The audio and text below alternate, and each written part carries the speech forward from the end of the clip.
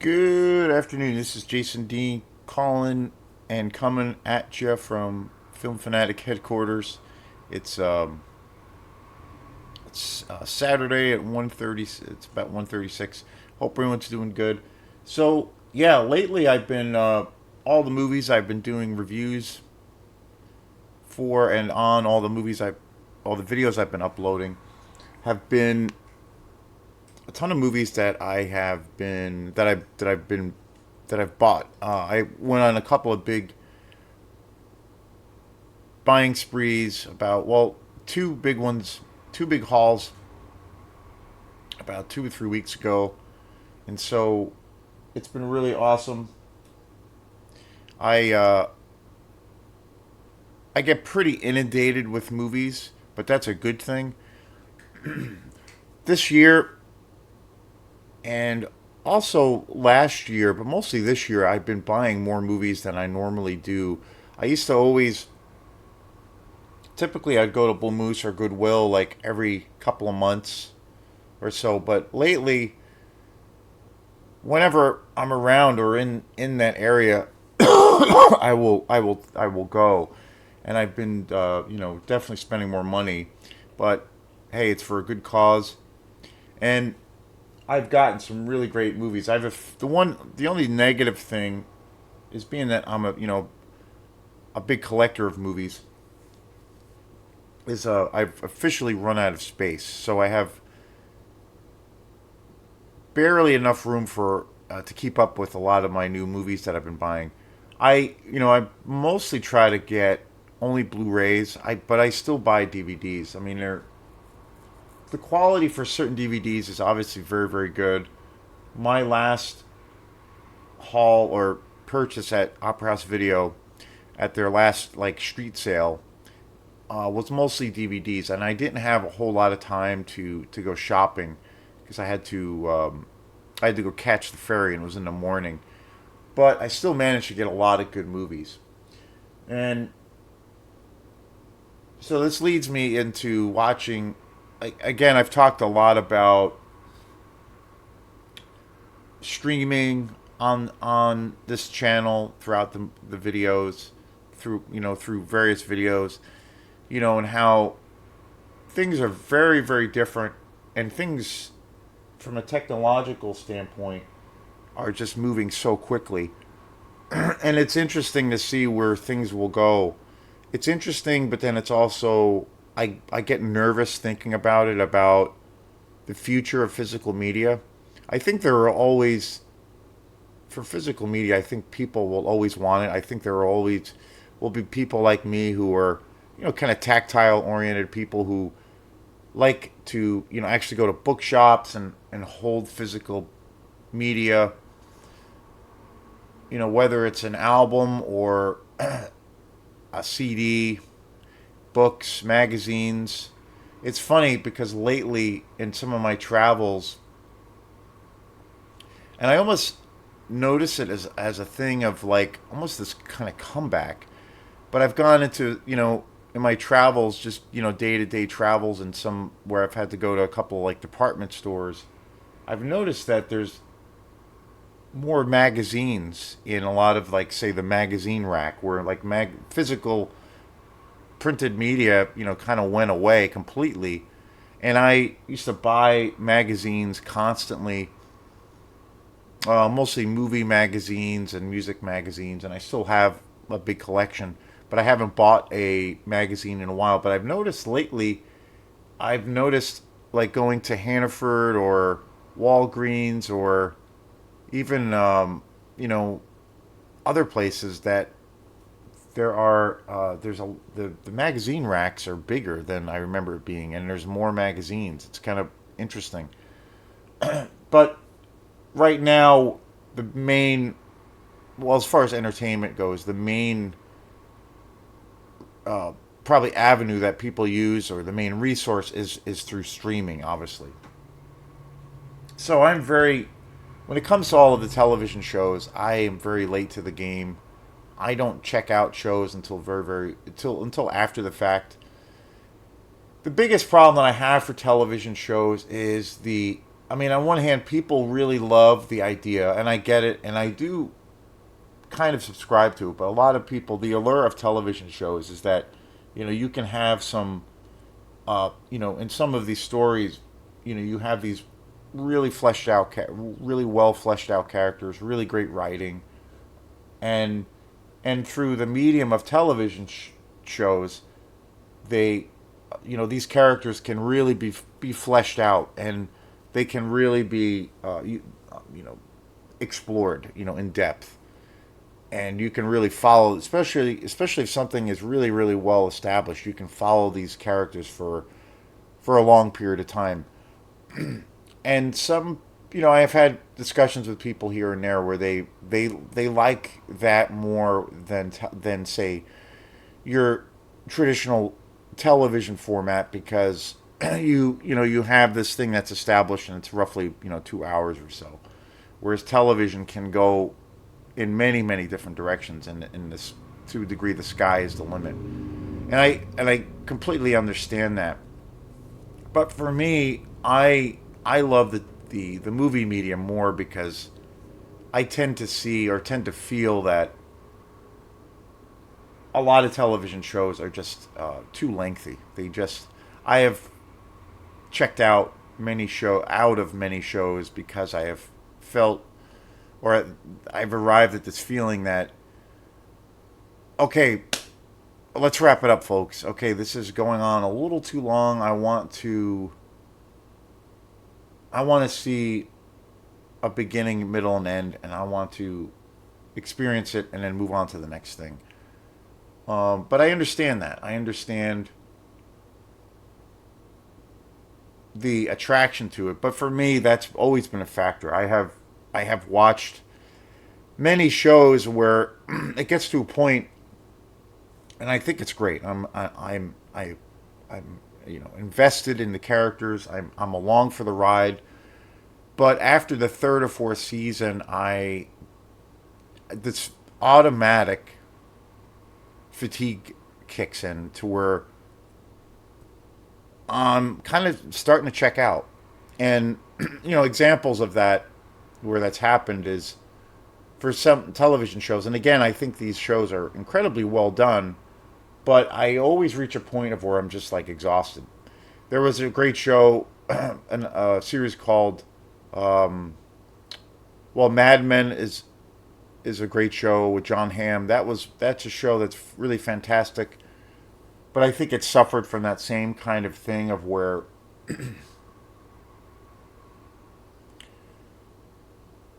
it's just so much to sit through, and to sift through, and it felt like things were just kind of being replicated to just kind of carry on the story.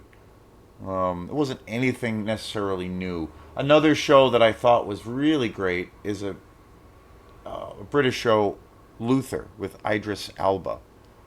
Fantastic show, but again, by the third or fourth season, I was just like, this fatigue set in. And Breaking Bad is another one that's probably the biggest one for me, where it got to the point where I was just totally exhausted, and I couldn't finish it. Where I was like, I wanted to see the framework of the story, or of these stories as examples, set in the perimeters of a movie, where you can kind of get that there's no obligatory kind of hanger involved in the telling of the story. But so television shows. That being said, there's some that I really really love, and I tend to really love the shorter series. I think my favorite series of all time. I did a big show on it. I think I've done more than one show on this series, and I've talked about it a lot, and it still remains my favorite television show of all time, and that is True Detective season one. That is, for me, for my money, the greatest television show ever created. When I watched that, I bought it last year or the year before on Blu-ray, and I have seen it multiple times. it's one of those television shows I can watch it. I can put it in one night or whenever the hell it is, and I can watch it right through. It feels like a movie, even though it's obviously about, I don't know, roughly 7 or 8 hours. I can just watch it through. It just feels like a true cinematic experience. And it's one season, and I can just watch that and coast through it and just totally be enamored with everything that I'm getting, all the information. Another show that I really love is the series about the Unabomber, Manhunter, and fantastic show about Ted Kaczynski. Again, it's a shorter series. It's one season, roughly, and or 2 seasons, but I can cruise right through it, and I'm just enamored with what's going on, and I never get this sense of fatigue. It's like it's in the moment, like True Detective, especially True Detective, and it feels like you're always getting something new, and there's not that obligatory cliffhanger attached to, by the time you get to the fifth or sixth episode, okay, I got to watch the next one now, and I got to tune in. And so today's show is on the latest show I've been watching, and just about finished. But I think it's such a brilliant show. I think it's one of the best television shows I've seen in really in a really long time. I think it's one of my, it's definitely on my top five. It's amongst the titles I just mentioned, and that is David Fincher's Mindhunter. It's an extraordinary show, and again, it's only 2 seasons, and it's for, I think. Well, I was really surprised that it was canceled. I was late to the game to watching this series. I started watching this probably. We started watching it probably about a month ago, and I'm a huge David Fincher fan. It came out in 2017, and I remember hearing about this series when it came out, and it's I'm a huge David Fincher fan. Of course, director of Fight Club, Seven,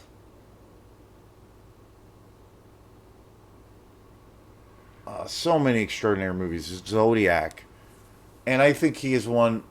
He's a visionary, truly a visionary director.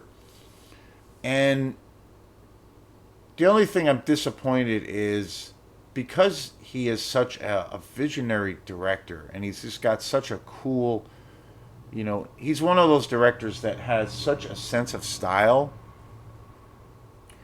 and yet when he has this sense of such a strong sense of style, or a real aesthetically pleasing vision that he gives you, meaning to the audience, being a fan. He has something very established in his look, but yet he's always giving you something new, and I just love his films. I remember going to see Gone Girl in the theater with Ben Affleck, which I think is an incredible movie. And I miss the days, and that came out quite a few years ago. I miss the days of not being able to see any of his movies. He's directed a few movies since then, and I have not seen them. Most recently, he directed a movie with Michael Fassbender. I think it's called The Killer, and it's essentially about this assassin played by Michael Fassbender. I've heard mixed things about it, but I heard from a reliable source that it's actually very, very good. But that movie was not in theaters, as far as I know, at all. And again, Gone Girl that came out a very, very long time ago. That came out in 2000, maybe 16, and I saw that in the theater. And his movies, his work, his art, I feel it's meant to be seen in the theater because it's such a powerful experience. And so, watching Mindhunter, which again I think it's just an incredible, incredible show. It feels like it's 100%. If you're a fan of David Fincher, it's like it's 100%.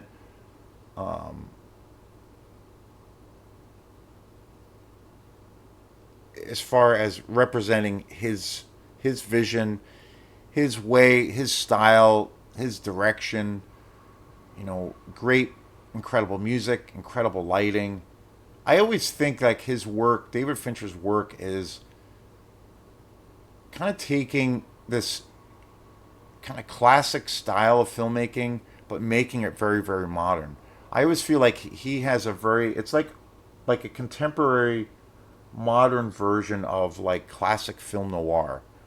Where all of the color palette that he uses, the way he shoots, the way he sets up a scene, it always reminds me of that classic film noir aesthetic, but in a very modern setting, and also something that's uniquely his own. And Mindhunter is just extraordinary, and it's basically about the kind of the exploration of Quantico, where the FBI is essentially establishing what, and even how the term the serial killer came about, and trying to identify them, trying to use like a personality trait or a personality scale to try to identify what separates, an act of murder that is maybe say a domestic dispute between lovers or what have you, or somebody who is murdered during or is shot and killed during a robbery, as opposed to somebody who is a total sociopath and is incredibly intelligent and incredibly brilliant, and everything is so planned and with like textbook precision. And there were obviously the the people who are now labeled as serial killers. They have been around for forever, but there was no distinction. There was this impossible period of time of where there was no way of predicting or profiling these kinds of cases, which are extraordinarily frightening, but very different from your, say your typical blue collar murder, and so or death. And so this show is so extraordinary because it really goes into how the FBI and Quantico was established, on how they just decided to explore and try to identify the traits of what makes up the kind of mental chemistry of what would become the serial killer. Even they even talk about the origins of how they came up with that word, and were able to establish this kind of curriculum for the FBI in order to be able to predict or to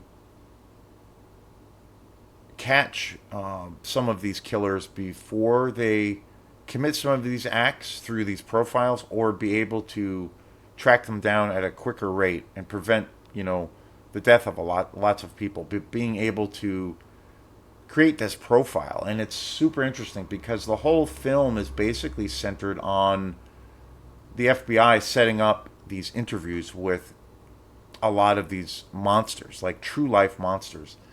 And again, I've always said before that my favorite genre in film is the horror genre, and monster movies and slasher movies, especially in the exploitation world.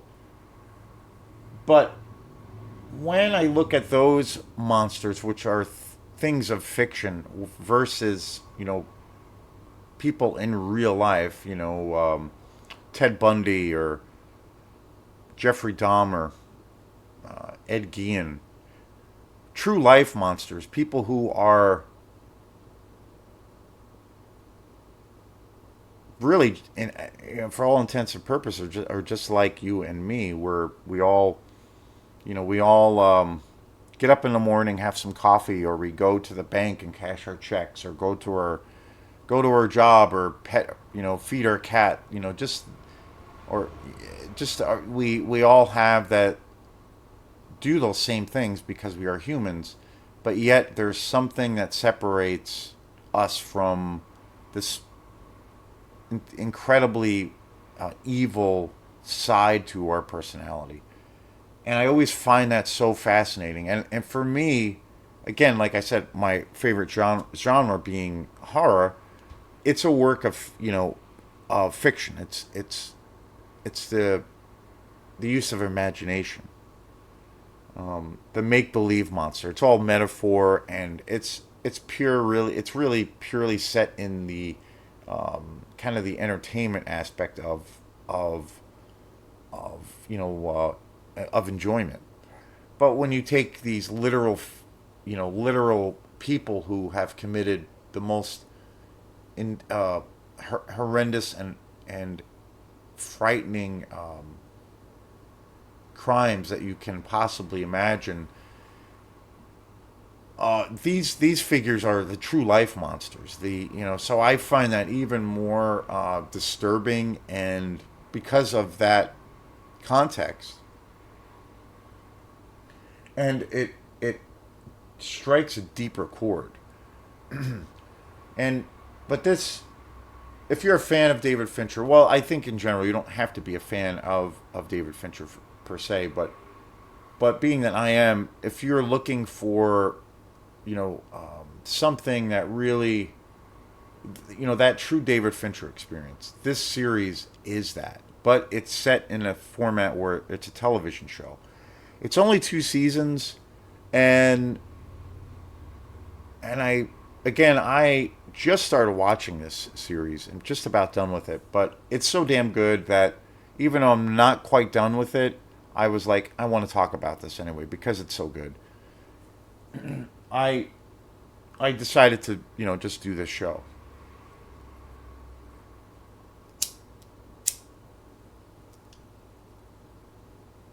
But Mindhunter truly is like primetime David Fincher. I mean, it's got all his the classic, that classic look and feel that he is so well known for. The writing is just impeccable. The cast is just so great.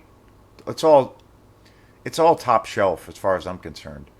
We've been watching it. It's a Netflix, or was a Netflix original series, and it's still great, even though I'm only getting a chance to see it in that format. True Detective, like I said, I mentioned in the top of the show, is my favorite all time, my favorite series of all time. That's an HBO original. The And I saw that when I first saw that True Detective, I had rented it on DVD, and I had seen it multiple times. And then about a year or two ago, probably like 2 years ago, I bought it on Blu-ray.